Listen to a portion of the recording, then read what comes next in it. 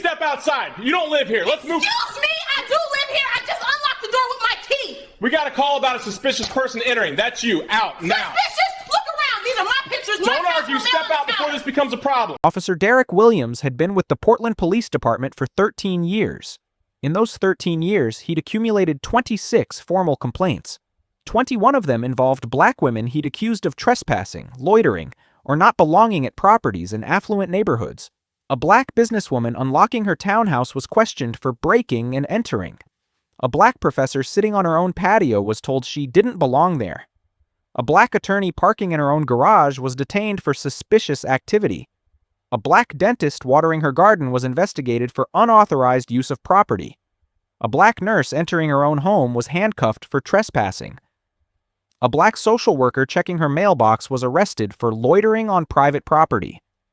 Every complaint ended the same way: property records confirming ownership, internal review that cleared Williams, bias training he attended but dismissed, written warnings that accumulated but meant nothing, union protection that blocked discipline.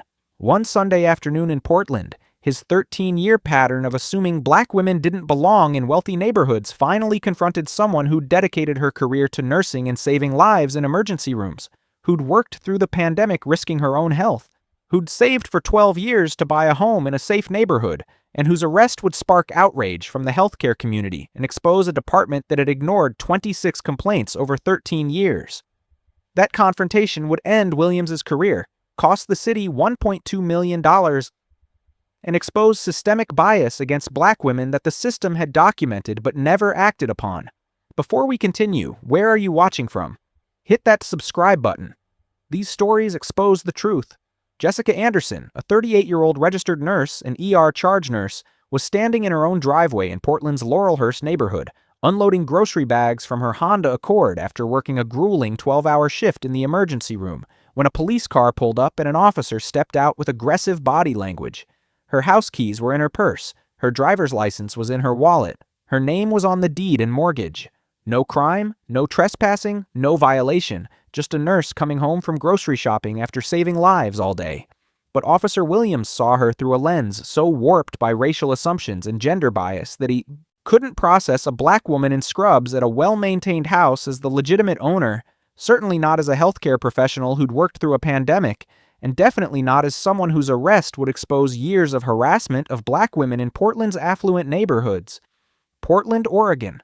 Laurelhurst, one of the city's most prestigious neighborhoods with tree-lined streets, historic homes from the early 1900s, manicured lawns, and residents who valued the area's charm and exclusivity. Jessica's home was a modest but beautiful craftsman-style house with 3 bedrooms, a renovated kitchen, and a small backyard. She'd purchased it 2 years ago for $685,000 after 12 years of disciplined saving and financial planning. It was 3 p.m. on a Sunday afternoon, temperature 68 degrees, partly cloudy. The peaceful neighborhood was quiet with families enjoying weekend activities. Jessica Anderson had been a registered nurse for 14 years, currently working as the ER charge nurse at Oregon Health and Science University Hospital, one of Portland's premier medical centers and a Level 1 trauma center. She'd graduated from Oregon Health and Science University's nursing program with honors, worked as a bedside ER nurse for 8 years while earning her Bachelor of Science in Nursing, then moved into the charge nurse position where she supervised 20 nurses during each shift and managed the emergency department's complex patient flow and critical cases. She'd worked through the entire COVID-19 pandemic, putting herself at risk daily to care for critically ill patients when PPE was scarce and protocols were constantly changing. She'd held the hands of dying patients when their families couldn't visit. She'd performed CPR countless times. She'd triaged mass casualty incidents. She'd mentored dozens of new nurses.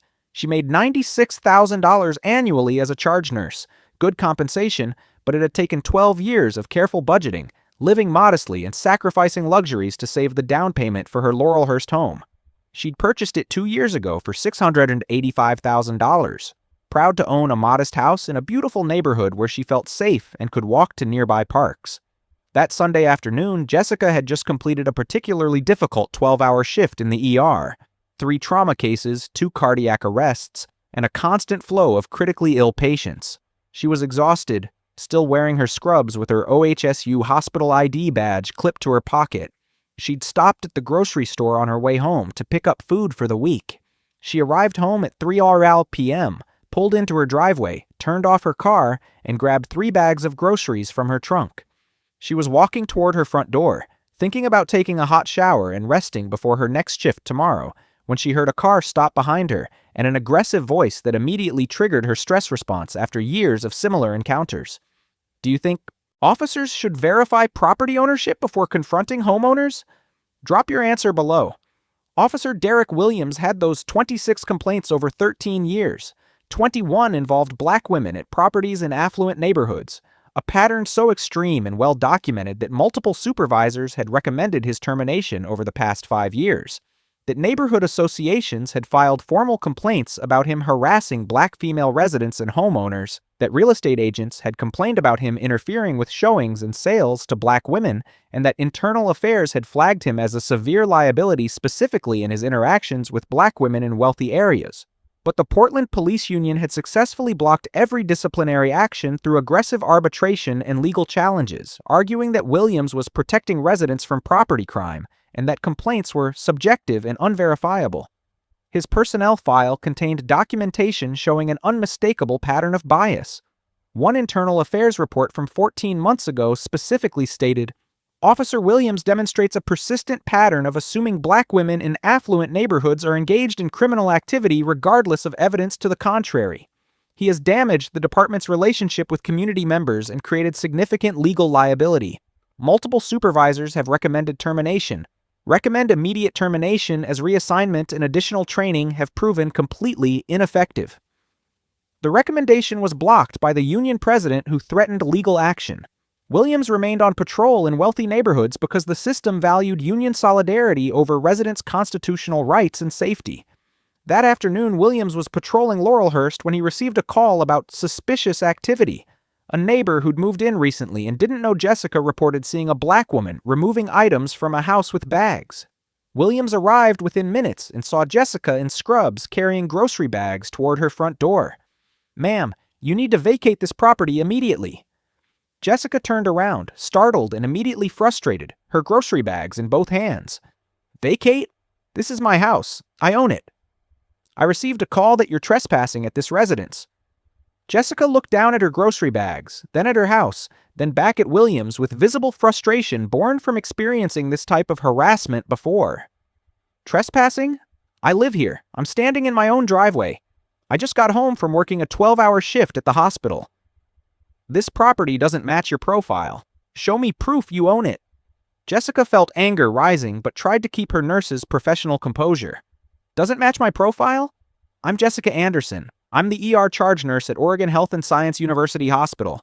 I bought this house 2 years ago for $685,000. I've lived here ever since. This is my home. If you can't provide immediate proof of ownership, you need to leave the property. My identification is inside my house where I keep it. I'm coming home from grocery shopping after working a 12-hour shift saving lives in the emergency room. I'm wearing my hospital scrubs with my work ID badge. I don't carry my deed when I go grocery shopping. Ma'am, I need you to step away from the property right now." "Step away from my own house? Officer, I'm an ER nurse. I just worked 12 hours. I'm holding groceries I purchased. This is my property that I own. You can verify everything with Multnomah County property records." "Should nurses be arrested for coming home with groceries after saving lives? Let me know what you think." A neighbor walking her dog stopped on the sidewalk, recognizing the situation. "Officer, that's Jessica. She lives there. She's a nurse at OHSU. She's owned that house for 2 years. What's the problem?" Williams barely acknowledged her. "Ma'am, keep moving, please." The neighbor, Margaret Sullivan, a retired teacher who'd lived on the street for 30 years, didn't move. "I'm not moving. Jessica is my neighbor. She's a wonderful person. She's a nurse who worked through the entire pandemic. That's her house. I'm Margaret Sullivan. I live 2 houses down. We're in the neighborhood association together. She hosts our annual block party." Williams turned back to Jessica, his hand moving toward his weapon in a way that made Jessica's heart race. "Ma'am, final warning. Leave this property or you're under arrest." "Under arrest for what? Coming home from work? I'm an ER nurse. I save lives for a living. You're trespassing on private property. I own the private property. I've owned it for 2 years. I have a mortgage on it. Williams moved toward her aggressively. Turn around and put your hands behind your back. This is insane. I'm a nurse. I work at OHU Hospital. I own this house. I'm exhausted from saving lives all day. You're under arrest for trespassing, obstruction, and disorderly conduct. I haven't obstructed anything. I haven't done anything disorderly. I'm holding grocery bags. Williams grabbed Jessica's wrist roughly, causing her to drop 2 grocery bags that split open, spilling produce across her driveway. Jessica didn't physically resist, but spoke clearly and firmly. I am not resisting. I am complying. I am Jessica Anderson, registered nurse and ER charge nurse at Oregon Health and Science University Hospital. I own this property at 2847 Laurelhurst Drive. I purchased it 2 years ago for $685,000. I was bringing groceries into my own home after working a 12-hour emergency room shift. Officer Williams is arresting me for being a black woman in Laurelhurst. I have witnesses, including my neighbor Margaret Sullivan, who just vouched for me and told him I live here. Margaret was already on her phone calling other neighbors, Jessica's emergency contact, and 911 to report what she was witnessing. Someone call OHSU. Someone call Jessica's family. The police are arresting Jessica at her own house for bringing home groceries. Williams handcuffed Jessica, the metal tight on her wrists that had started countless IVs on critical patients, performed CPR that saved lives, intubated patients who couldn't breathe, held the hands of scared children in the ER, comforted dying patients when their families couldn't be there during COVID. He walked her toward his patrol car while Jessica continued speaking, her ER nurse's calm under pressure training evident despite her anger and fear. I am an ER charge nurse. I've been a nurse for 14 years. I worked through the entire COVID-19 pandemic risking my life to care for critically ill patients. I supervise 20 nurses. I manage emergency care for the sickest patients in Portland. I own this home. Property records are public in Multnomah County. My neighbor just tried to tell you I live here. You ignored her and arrested me anyway. This officer is arresting me for coming home after saving lives. More neighbors were emerging now, several recognizing Jessica immediately and reacting with shock and outrage. That's her house, one shouted. She's the nurse from OHSU, another confirmed. This is completely wrong, a third yelled. She works at the hospital, someone else called out. One neighbor ran to find Jessica's best friend's contact information. Another was recording everything on their phone, narrating clearly. This is Jessica Anderson. She's our neighbor. She's an ER nurse. She's being arrested at her own house for coming home with groceries after working at the hospital. Williams placed Jessica in the back of his patrol car in her driveway. Through the window, Jessica could see her spilled groceries scattered across her driveway, fresh vegetables, bread, milk pooling on the concrete. She could see her house that she'd worked 12 years to afford. She could see neighbors gathering, some she knew well, all looking shocked and angry. She'd spent the day saving lives in the ER. Now she was in handcuffs for coming home to her own house. The exhaustion from her 12-hour shift was overwhelming, but the humiliation and anger were worse. At the station, the desk sergeant immediately pulled up Multnomah County property records. Jessica Anderson, owner since June 2022, purchase price $685,000. Current assessed value $710,000. Within minutes, OHSU's chief nursing officer was calling the station. The hospital CEO was contacting the mayor's office. Other nurses from OHSU were calling.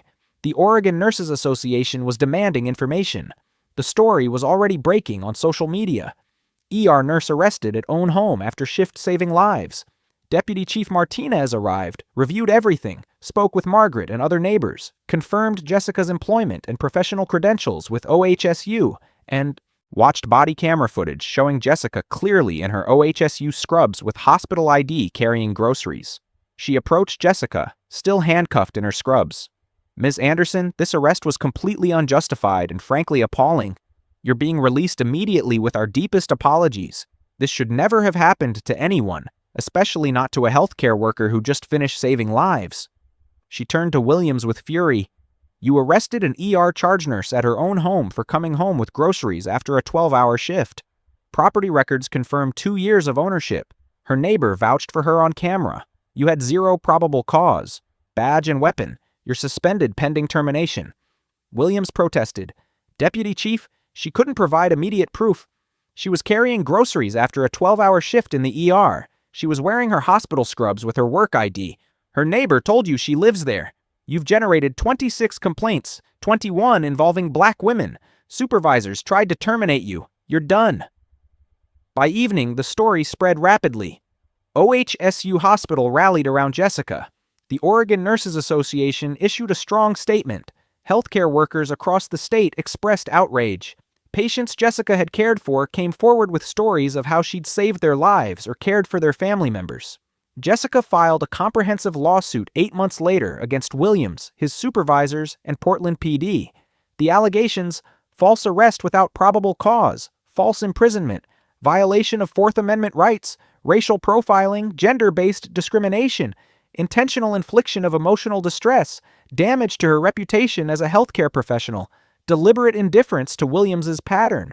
The complaint included Williams's record: 26 complaints, 21 involving black women, blocked terminations. The city settled 16 months later. $1.2 million paid to Jessica Anderson. Williams was terminated. His name entered the National Decertification Index. Jessica testified before Portland City Council. I'm an ER nurse. I save lives. I was arrested at my own home for coming home with groceries. 26 complaints. 21 involving black women. The system protected him while he harassed us. Portland PD implemented reforms: mandatory property verification, automatic investigation at 3 complaints. Williams's career is over.